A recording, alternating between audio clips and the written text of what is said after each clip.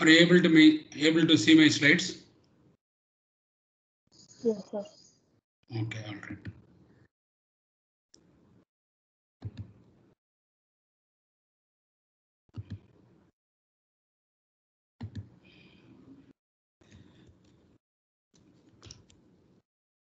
So in the last class, what we have seen is that we have been able to nail the understanding some fundamentals related to semiconductors.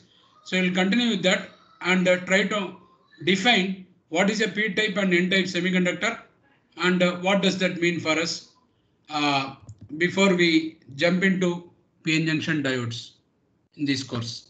Okay, so that is the idea. So typically, if you look at the resistivity or conductivity, so conductivity, let us talk about. So insulators are poor conductors of electricity. Therefore, the conductivity of insulators is of the order of 10 power minus 18 Siemens per meter.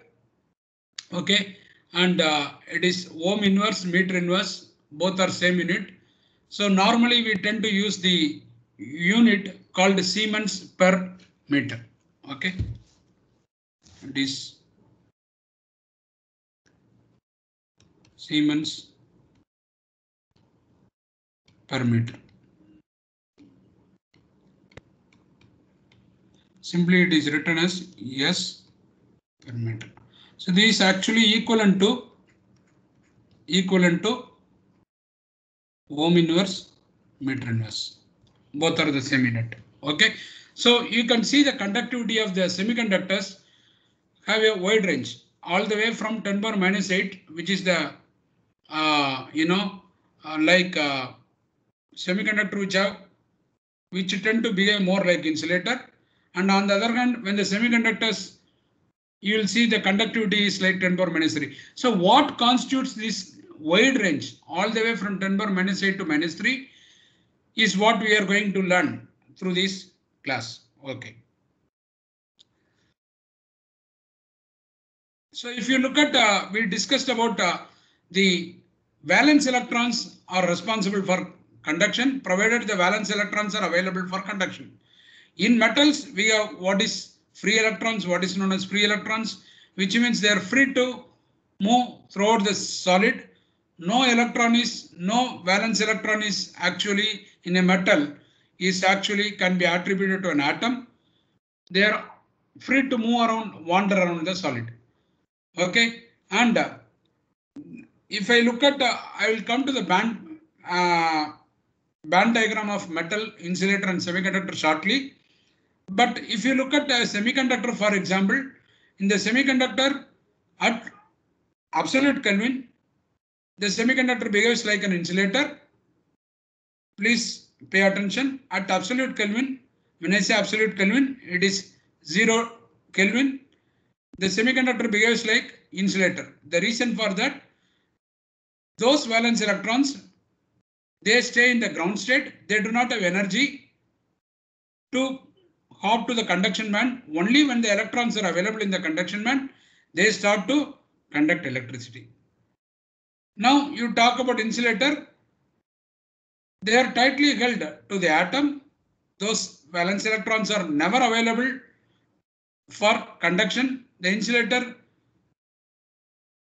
behaves as poor conductors of electricity, therefore they are called insulators. And also the fact that these valence electrons cannot be excited to the conduction band, because as I told you, from the band gap picture, we need to actually get into the we have to break its insulation property and get into breakdown. Okay, a dielectric behaves like an insulator, but if you apply a potential on the dielectric above its breakdown voltage, if you apply a field, then the dielectric loses its insulation property and it becomes a conductor. So that is the breakdown voltage. So you have to understand that different materials behave differently, but the reason why they behave comes from the packing of these atoms in a solid and how these atoms interact among themselves. Now, if you look at silicon, silicon has a 4 valence electrons. Like every atom, every element, they also wants to get stable state. By stable state, they want to get 4 more electrons so that they can be in a stable form. Now,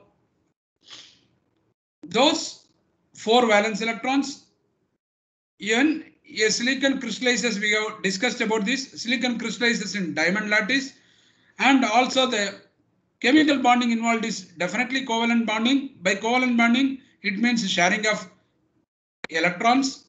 Okay, whenever and each atom you can see here in this picture, in the simulation, you can see very clearly that each atom is connected to 4 other atoms.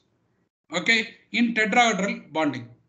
By tetrahedral bonding, the bond angle we say is 109.5 degrees. Okay, so that is about it. Now, as far as the diamond lattice is concerned, it is 2 interpenetrating FCC. That is how we calculate the what is called the packing density. Okay, volume density of atoms. And I don't want to digress too much on this kind of topics because that forms part of what is called solid state devices or solid state physics courses. So we are not getting there. But you can understand that germanium with the valence electrons 4 and silicon with the valence electrons 4. So you can see here, silicon atomic number is 14 and K shell, L shell and then M shell. In M shell, you have like 4 valence electrons that is available for sharing. Okay, so when every silicon atom forms covalent bond with 4 other nearest neighbors. Okay, so now as far as germanium is concerned, germanium again 32 is the atomic number. By atomic number, we mean 32 valence, 32 electrons are there. K shell 2, KL, M and N. So in the 4th energy level, you have 4 valence electrons again. So you can see that they form a covalent bond by sharing of electrons. And now in a solid, when the atoms are packed close to each other, they will interact.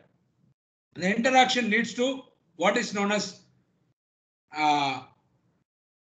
band diagram, and by band diagram we understand whether through band diagram and what is known as energy versus wave vector diagram, we can actually tell whether a material behaves like an insulator or a semiconductor or a metal.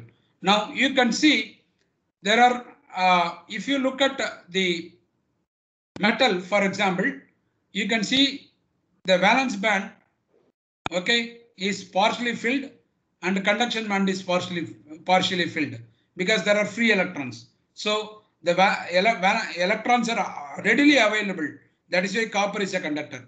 Moment you give a small impetus, copper starts to conduct even at micro volt per centimeter. Okay, so even very small field is enough to get the conduction going on in a metal. Okay, because the electrons are always available, readily available in conduction band. So you will have a partially filled valence band and partially filled conduction band, whereas in a semiconductor, you have at absolute Kelvin, all the electrons, valence electrons remain in the valence band, and there are no electrons available for conduction in the conduction band. The conduction band is perfectly empty as shown here. Okay, and the conduction band and valence band are separated by some energy. So in EK diagram, the y-axis always corresponds to energy and x-axis corresponds to the what is known as wave vector. Wave vector k is related to the wavelength. Now, if you look at the insulator, the difference between insulator and semiconductor, the only big difference at absolute Kelvin is the band gap is big, is very large between the highest filled. See, highest filled band in a solid is known as the valence band. Okay. And the very next higher energy band is called the conduction band. The difference in the energy between the highest filled band, which is the valence band, and the conduction band is extremely large. Therefore, you cannot easily excite the electrons, and insulator does not readily give electrons for conduction to happen. It is very, very essential that the electrons are therein. So this is the understanding of how conduction happens in a solid. So the band gap picture gives a very good understanding of the electrical conduction in a solid. Now you should be able to tell very clearly from the band gap picture the distinction between a metal, a semiconductor, and an insulator. At a temperature, finite temperature, you can actually, in a semiconductor, the valence electrons can be excited to the conduction band because the band gap is small. Now you look at the band gap. Band gap is the energy difference between the highest filled band at ground state, which is the valence band, and the next band, which is the conduction band. So the energy gap is actually, you can see in silicon it is 1.06 electron volt, germanium 0.67 electron volt, okay, and gallium arsenide 1.4 electron volt, gallium phosphorus. So those are common semiconductors. Gallium phosphorus is 2.2, indium phosphorus is 1.3. So you can see gallium phosphorus, gallium is group 3 element, arsenic is gallium arsenide. Gallium is group 3 and arsenic is group 5. In gallium phosphorus, same is the case. Gallium group 3 and phosphorus group 5, indium phosphorus. So you can have different. Okay. And similarly, group 2, group 6, you have compound semiconductors. So these are all traditional semiconductors. And note that the band gap energy for insulators is very high. Okay. While for metals it is close to zero. It is actually close to zero because you can have overlapping of the valence band and the conduction band. Therefore, the electrons can be anywhere. It can be in valence band or it can be in conduction band. Some of them even at absolute Kelvin, you have a partially filled this thing. Moment you give a small excitation, it is enough for metals to conduct. Is the picture clear? Is it clear?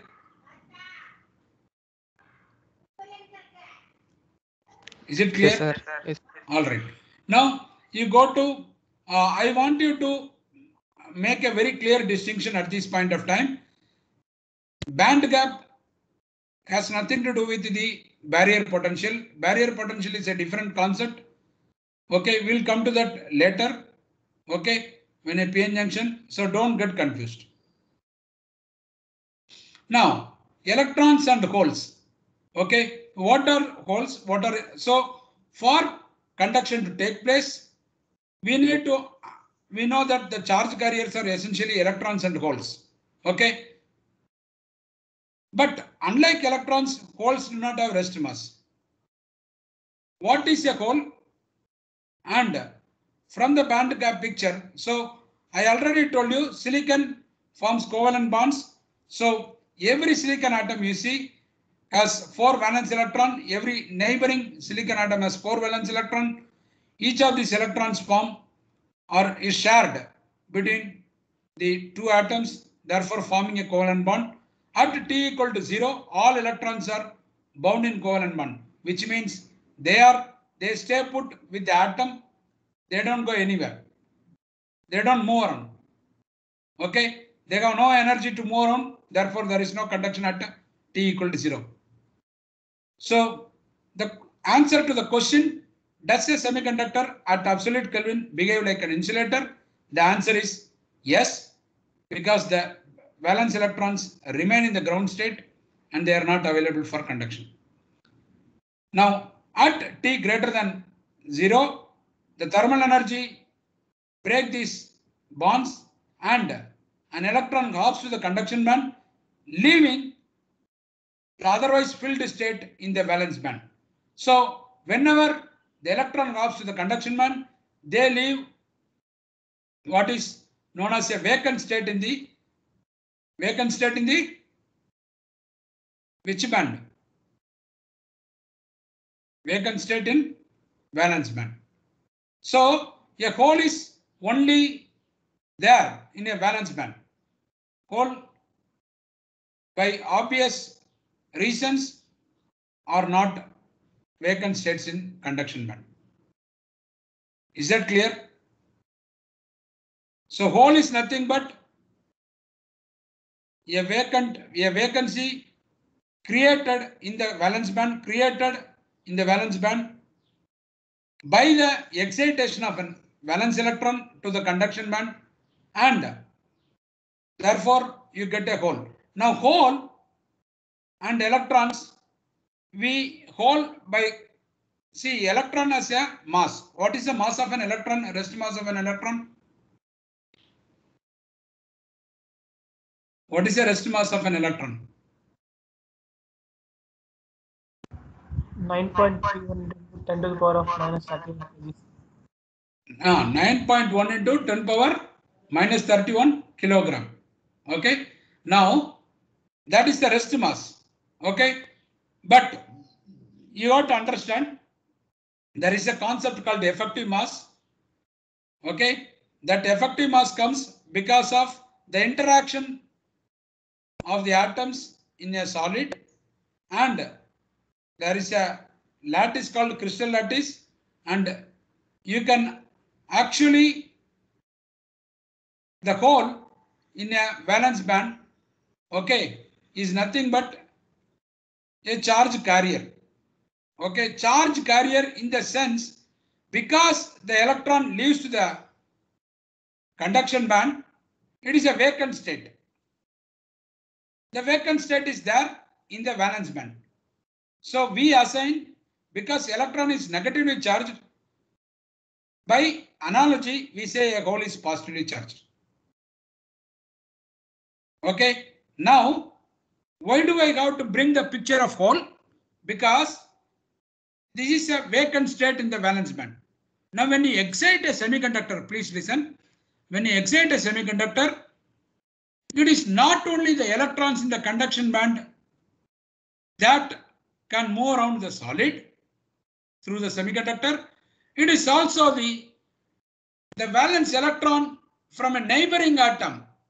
For example, you can see this picture. There is a valence electron here, there is a valence electron here. Okay, and within this atom itself there are 3 other valence electrons. Now because this is a vacant state, now this vacant state can be readily occupied by a electron, by a neighboring electron, or an electron from the neighboring atom. So when that happens, actually that means it is constituting the movement of a charge carrier. Okay, so electron goes to this and fills. Now instead of this atom being, which is the bottom rightmost atom, see, look at t greater than 0. I am looking at the picture which is t greater than 0. Is that clear? So instead of this atom, which is so I can use this pen. So instead of this atom being, okay, this hole being, so this is the hole because the electron has hopped to the conduction band. Now this electron from the neighboring atom can occupy this vacant state. Therefore it leads to, it is as if the hole itself is moving. It is actually the electrons that do the moving. The vacant state, we actually see, that it is the hole which is moving. So try to understand that picture. Therefore both the electrons and the holes in the valence band, electrons in the conduction band and the holes in the valence band, they constitute, their motion constitutes the net current. So when you talk about the current flowing in a semiconductor, you have to talk in terms of the total charge carrier. the total charge carrier comes from both electrons and holes. The hole is nothing but a vacant state in the valence band that is formed due to the hopping of the electron to the conduction band, creating a vacancy there. That vacancy can be filled by an electron. So that is why in your high school they would have said a hole motion is in a certain direction is equivalent to that of the motion of the electron in the opposite direction. Is the point clear? So holes do not have rest mass. Holes are positively charged. Holes are nothing but the vacant state in the valence band. In vacant state in the valence band, in an otherwise filled state. Why did I use otherwise filled state? Because at t equal to 0, it was filled. But at t greater than, so is the point clear? Is it clear?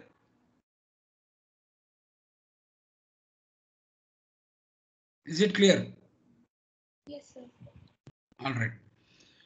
So this is the band gap picture. So you can see the white stuff. So having said this, now whenever at t greater than 0, we generate what is called electron hole pair by obvious reasons, right? For whatever reasons we discussed so far. So that is exactly this picture that is articulated here. Okay. Now let us move on. So silicon lattice structure, you can see the silicon lattice structure. So you can see every atom which it shares the electron with 4 other neighboring atoms forming tetrahedral bonding, and the crystal structure is nothing but the diamond lattice. And now it is repeated throughout the solid. So T equal to 0 Kelvin, they are all held tightly, and therefore there is no vacancy or hole present at T equal to this thing. So where are the holes present in a semiconductor?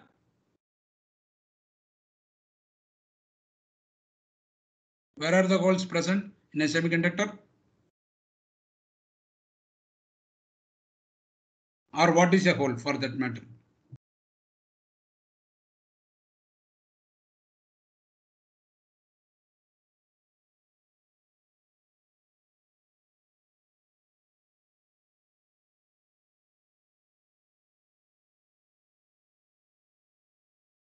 What is a hole, man? This is the positive charge and vacant state in valency band. Huh? What is a hole? It's positively charged and vacant state in valency band, sir. Okay. So a vacant state formed in the valence band due to the hopping of an electron to the conduction band in the valence band constitutes a hole, because the electron is removed from that atom.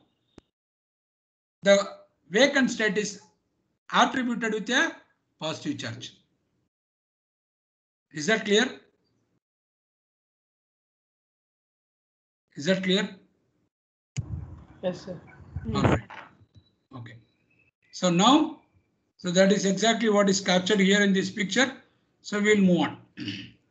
So when you want to talk in terms of the conductivity of a semiconductor, you obviously need to know what is the concentration of the electrons in the conduction band available for conduction, and what is the concentration of the holes in the valence band. Okay, so a hole can never exist in which band? Conduction band. Thank you. Thank you.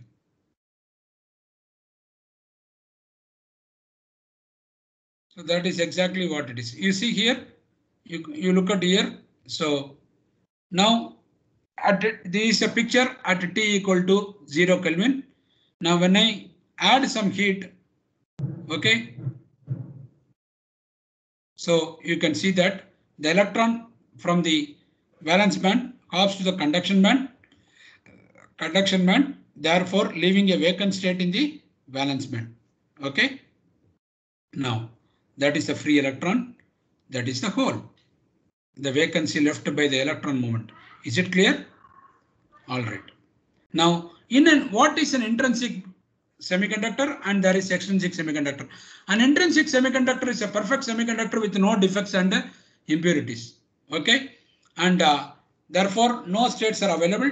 So we need to understand what is the concentration of the electrons, density of electrons in the conduction band and the density of holes in the valence band available for conduction. So to understand that, we have to get into solid state physics course or solid state devices. We are not going to digress too much. I will lay out the very essential concepts. So I will tell you something. Okay, please listen carefully. So there are concepts like first of all, when an electron goes to the conduction band, we have to understand whether it can go and occupy a, we call within the bands, we call there are something called energy states. Okay, and because we are talking about and these energy states will be available for occupancy. Now we are talking about electrons, and electrons are indistinguishable particles. So the concentration is of electrons in the conduction band and the concentration of holes in the valence band is dependent on the density of states. What is the state? State is nothing but energy states we are talking about, because you know we talk about quantum mechanics being applied to electron, because electron is subatomic. Definitely we cannot apply classical mechanics. By consequence, we say that energy is not continuous. Every solid is characterized by discrete energy states. Now, these states are there throughout the material. Now, these states have to be, whether they are filled, whether they are available for filling is very important. So we need to know what is the number of states available for filling per unit volume. That is the called density of states. So density of states we need to calculate both in valence band and conduction band. And it is not, see, suppose it is like this. In a bus, there are around 60 seats. So we know the volume of the bus are, and those seats divided by the surface area of the, so there we talk in terms of the occupancy per unit surface area we can talk about, right? But not in a bus is never, need not be completely filled. Simply they are available. So it depends on what time the bus leaves. So similarly here, I mean, it is all metaphor. So don't take it in literal sense. So what you need to understand here is the states are available for filling. Not necessarily all the states will be occupied. What? So some of them might be occupied, some of them may not be occupied. So we have to bring in what is called the occupancy factor into picture, into computation. So we are talking about electrons which are indistinguishable. Now, if we talk about the occupancy, then we bring what is called the average behavior of the solid. When we talk about average behavior of the semiconductor itself, we have three statistical physics available for us to apply readily to talk about this probability of occupancy. Now, those three probabilities, the three distributions, excuse me, depends on the factor. For example, if I talk about, because we are talking about electron, we cannot apply any of those three. Okay, because I already told you electron, we have to get quantum mechanics into picture. Now electrons are indistinguishable particles and they must obey Pauli's exclusion principle, which means, what does Pauli's exclusion principle say? Anybody can answer that. What does that say?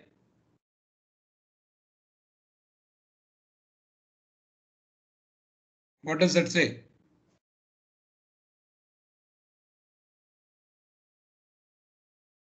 What does Pauli's exclusion principle say? No two electrons in an empty state can have same state. Yeah, no two electrons can occupy the same state. So, whereas in Maxwell-Boltzmann distribution, which is traditional mechanics, that is for distinguishable particle, which means I can clearly say that Dhanush is distinguishable from Gokula Kumaran, Gokula Kumaran distinguishable from another student, like that. Okay, so I can easily distinguish them, but electrons cannot be named like that. Electrons are distinguishable, indistinguishable, excuse me. So electrons are being indistinguishable, which means we have to apply different mechanics. So the statistical mechanics applied for electrons is Fermi-Dirac distribution function. Again, I am not getting too much into that, but right now you try to understand. There is something called Bose-Einstein also. The Bose here, who is the Bose here in the Bose-Einstein distribution? Anybody know the name of the scientist? Complete name of the scientist Bose? J. Chandra Bose. Huh? J.C. Bose. J. Chandra Bose. He is not here, man. He is somebody else. You may not be aware. Okay. He is not a solid state physicist. J.C. Bose is not there. Here, the Bose corresponds to Satyendra Nath Bose. Okay. Satyendra Nath Bose. Okay. So he is a famous physicist from Bengal. Okay. And he was the one to talk about the Bose-Einstein statistical, because he collaborated with Einstein to develop that. He developed the statistics and got it verified by Einstein. He collaborated by interacting with Einstein. So think about those days when there was no, it was not a communication age. So you have to see the inspiration of the towering personalities like Satyendra Nath Bose. He is called S.N. Bose, not J.C. Bose. Okay. So, Yes. yeah, so Bose-Einstein thing can work with helium atoms. Okay, so there are certain conditions. When you talk about extremely low pressure gas, you can apply classical mechanics, extremely low pressure. That is Maxwell-Boltzmann. But if you are talking about indistinguishable particles such as electrons, which obey Pauli's exclusion principle, then you have to apply what is called Fermi-Dirac distribution function. Okay, so Fermi-Dirac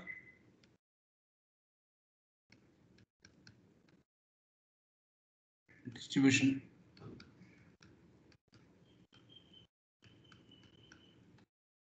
function. These functions actually gives the probability of a state being occupied or unoccupied. Okay, so there is a competition with the thermal energy. Thermal energy is KT. So a state being occupied.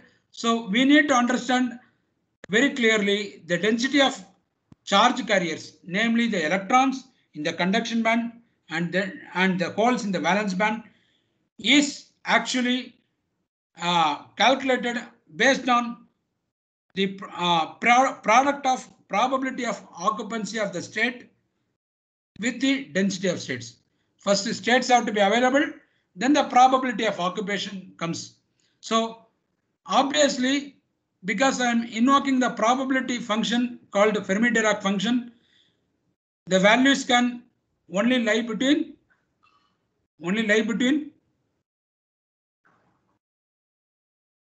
what? I am talking about a probability function.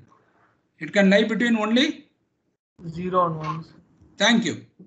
So it can lie only between 0 and 1, and a product and integrated over the energy band structure, you will get the concentration. Why do I require to know the concentration?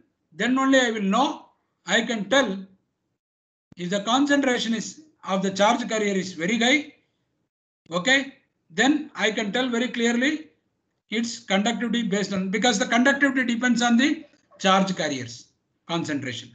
Okay, so these things I will tell. So in a semiconductor, because I told you at T equal to 0, a semiconductor behaves like a perfect insulator. Obviously, when I increase the temperature, its conductivity will increase because of the generation of more what?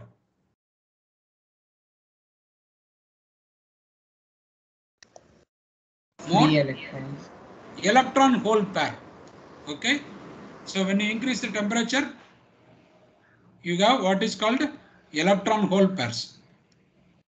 Electron hole pairs.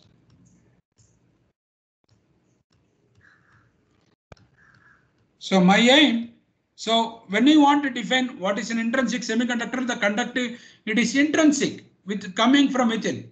So free of defects, no impurities. That is an intrinsic semiconductor. A pure silicon crystal is an intrinsic semiconductor. It comes, so for every electron hopping to the conduction band, there is a vacant state created in the valence band. That is what is known as EHP or electron hole pair. So in an intrinsic semiconductor, it is evident that the, so here we talk in terms of what is called the equilibrium carrier concentration. Okay, so the difference between equilibrium and non-equilibrium condition is that by equilibrium, what we mean is there is no external impetus like external force like a electric field being applied or the photoelectron being generated, okay, and or charge by photo means, which means shining light on a semiconductor generate EHP. We are not doing that. That is an external stimuli. We are not applying electric field. That is an external stimuli. We are not having thermal temperature gradient. That is an external stimuli. Okay, delta T by delta X. We are not doing that. But here we are talking about mainly just merely heating a solid. We have a thermal generation of carriers. So thermal generation of carriers, we generate what is called electron hole pair, and we always talk in terms of per unit volume. That is why you have centimeter cube. Okay, per centimeter cube. Now the conductivity of a semiconductor increases. Now what about metals? Anybody know? What about the conductivity of a metal with the temperature? Does it increase or decrease?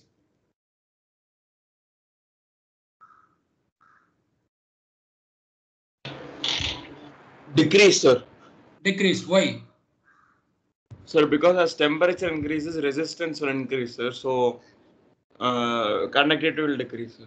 Yeah. So the underlying physical phenomena is the scattering. Okay. Lattice scattering, thermal scattering. Okay. So the underlying phenomena is like the speed breakers on the road. Whenever there is a speed breaker on the road, your motion is impeded. So, okay, you cannot move fast. So the resistance the resistivity actually increases, conductivity decreases in a metal. Okay, so try to understand. Conductivity of a semiconductor material increases with as the temperature increases. Okay, so this we have discussed. The formation of electron hole pair, generation of electron hole pair, and carrier concentration obviously will increase with the temperature in the conduction band and the hole concentration in the valence band. So there are ways to calculate by multiplying the probability function. Now I want to make one point very clear. So it is distinguishable particles such as the electrons in a solid. Billions of atoms are packed together. When billions of atoms are packed together, okay, the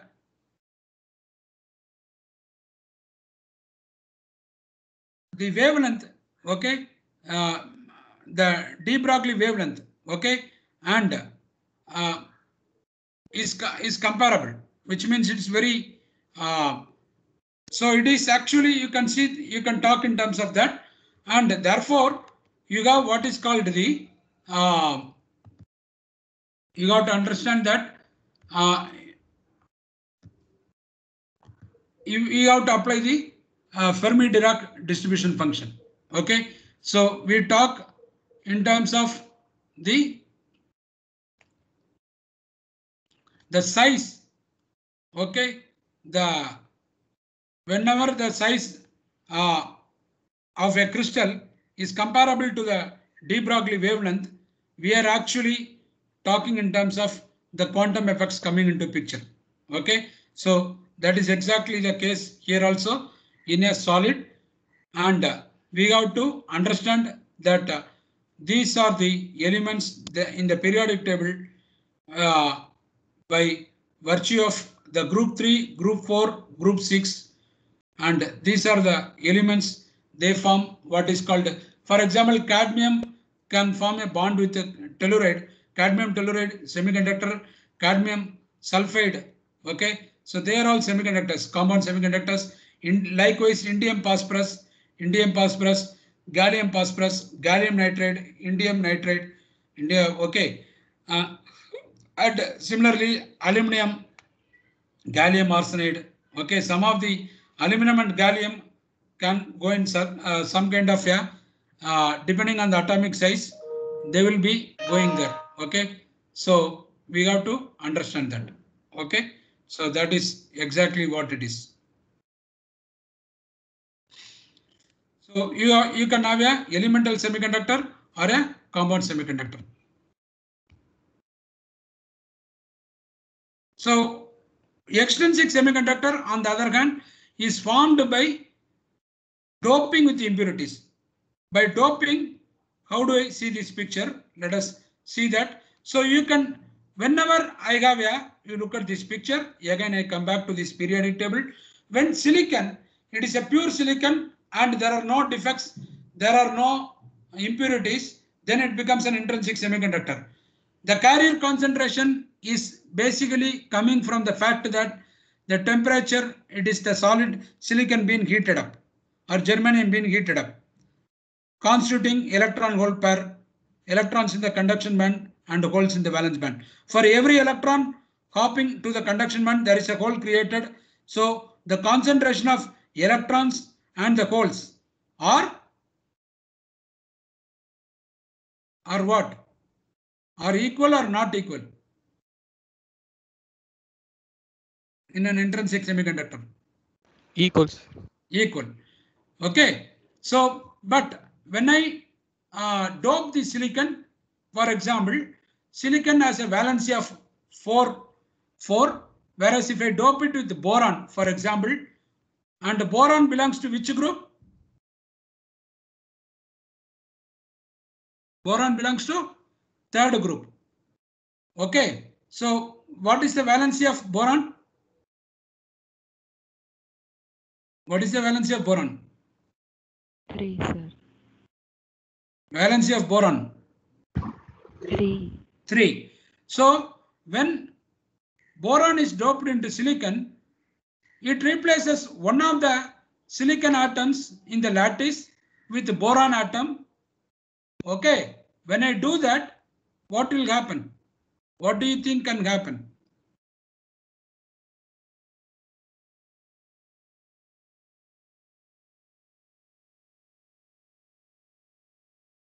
What do you think can happen?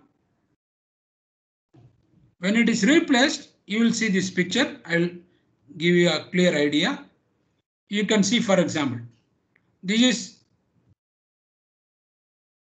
you see here. So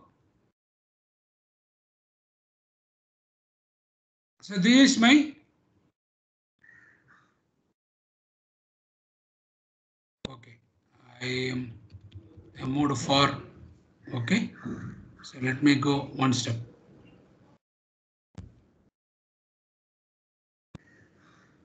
So this is my silicon. Okay. So if already you have a heat by which some of the valence electrons in the silicon has moved to the conduction band. Okay.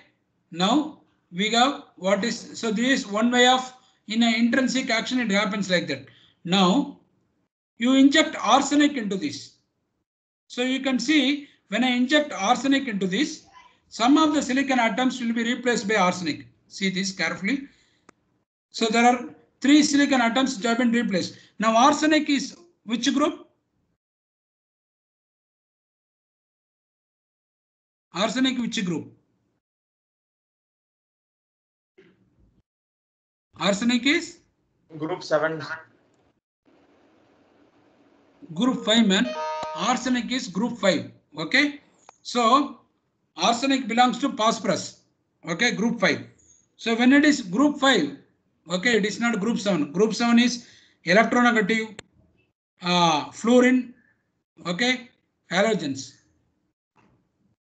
Okay, so please correct your chemistry, no problem. So when you inject arsenic, arsenic belongs to group 5. Now how many valence electrons are there? They obviously 5. 5. Okay, and how many valence electrons are required for silicon to form covalent bond with the neighboring atoms? 4. 4. So what happens to the one extra electron is available? Is it clear? So by consequence, what do you expect? You expect that to form. So whenever doping means you are adding impurity atoms such as arsenic. So when you do an ion implantation process, a process called ion implantation, you can actually inject some arsenic atoms. By consequence, you are increasing the valence electron concentration. Therefore, you will have the electron being the dominant. So you will see this kind of extrinsic semiconductor where you increase the number of electrons outweigh the number of holes. The hole is created by only thermal means or a vacant state in the valence band. Whereas when you inject a group 5 element into the silicon, you will have an additional electron that is unbonded. That additional electron that remains unbonded. You can see some of the pictures here. There is like unbonded valence electron from the arsenic. So this is due to thermal. You can see here this valence electron is due to thermal carrier, whereas this valence electron is due to arsenic. Okay, this valence electron is due to arsenic. And similarly, wherever plus is there, that is an electron hole pair created due to thermal means. Whereas when you create charge carriers by doping extra, so if I dope a group 3 element, then which concentration will be more? Holes. Holes. Because a group 3 element has only 3 valence electrons per okay, 3 valence electrons for this thing. Okay, so that is the reason. All right, so 3 valence electrons for sharing. So obviously the silicon has one valence one state which is not been able to form the covalent bond. Therefore, you can see that by consequence, you will see here. See here, look at the rearrangement. So when you supply heat, actually you can see how the charge carriers move. That is how conduction happens. Okay, so the result is a N-type when you inject arsenic. Now, when you put boron instead, you will see that because you look at here boron, due to boron element, there is this silicon atom, for example, has a unshared electron. Okay, it is not able to form covalent bond because boron is occupying neighbor. So boron brings more vacancies in the entire solid. If you look at the entire solid picture, whereas arsenic brings an additional electron. So by doping with a pentavalent impurity such as arsenic, you create what is called a semiconductor called N-type because the majority carrier is what? Electrons. Whereas when you dope it with a group 3, we get what is called a P-type. P-type because the majority carrier is Holes. With that, I stop my lecture today. We'll move on. Okay, and I think that is quite good enough for your understanding of what is being an N-type, what is being P-type. When we talk about p-n junction, I will cover the rest of the topics. We will cover. We'll switch gears, and in circuit analysis, one of the fundamental that is required is actually to analyze the application of Kirchhoff's current law and voltage law and analyze the circuit with Norton and Thevenin networks, which we will cover it in the next 2 classes. And tomorrow being Sri Ramanavami, we do not have class tomorrow. We will try to accommodate some extra class. Okay, all right. Okay, that's it. So thank you. Just wait for a minute. I'll float the attendance.